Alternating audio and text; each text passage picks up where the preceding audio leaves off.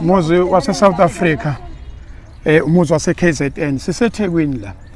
uDanba Road la ngeke ngasho se Chesterville Cafe la lezakhiwo lezi semva kwami senkanini la uyabona ukuthi indawo eyipaki le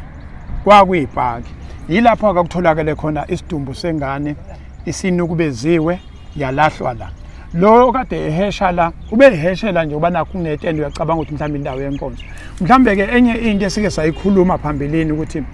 lezi ikhotha lezi nazo zineqhaza elikhulu ebhebhethekiseni lokhu ukunukubezwa kweingane ukunukubezwa kwabantu besifazane bese beyalahlwa la ngoba ukube le ndawo ibingekho besingekho lesikhotha bengabanzima ekutheni umuntu uzothi mayisebenzile lo monakalo uthatha ingane ezojijelwa la siyacela ama department aqondene nalesimo lesikuthi indawo azenziwe zikhanye abantu abasukume besebenza kuba namhlanje sikhuluma lolu daba nje kodwa uyabona ukuthi isikhotha siyingxenye one part second part uzokhumbula ukuthi udaba esikhuluma ngalo sikhuluma indaba ye-forensic i-lab utho ukuthi amaphoyisa akazobhudula akakabanjwa lo muntu usazobhudula amaphoyisa elokho elandele njalo mayisemtholile uzophinda futhi uthola indaba zolibofuzo nazo otho ukuthi ziyadonsa utho ukuthi kwesinye isikhathi umuntu umsolwa uzaphunyuke ngokuthi asinayo forensic lab into esiyicelayo Ndosi njengominister akuphumele nje ubala ukusitshele ukuthi i-forensic lab eKZN niyakha nini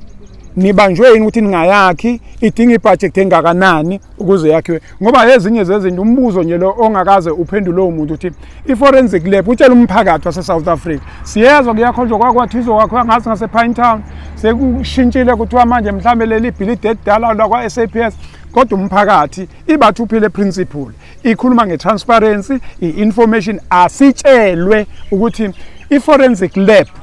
eKZN izokwakhiwa nini izokwakhiwa kuphi nibanjwe yini okunye uyabona mawubheka ukwabiwa kwezinsiza sike sayikhuluma lento ngiyibona ku website yakho Ndosi ukuthi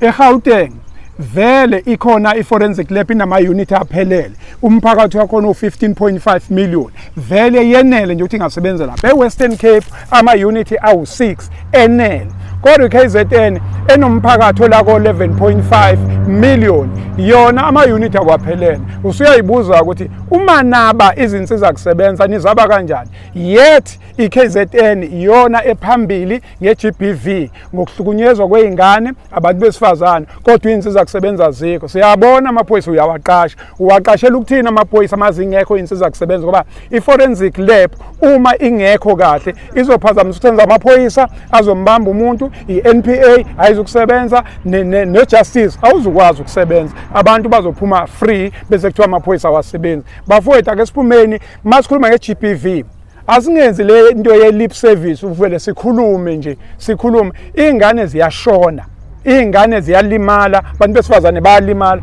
kodwa ukuthi nje kuyakhulunywa sitshelwa ama stats ukuthi kwenziwani asitshelwe ake nisitshele nje into eyodwa kulonyaka mhla 2 namhlanje ingane idlwe ngulizolo ngomhla ka1 ngesikhathi kubhiyozwa sesiphumule ukubhiyoza khona obedlungula ingane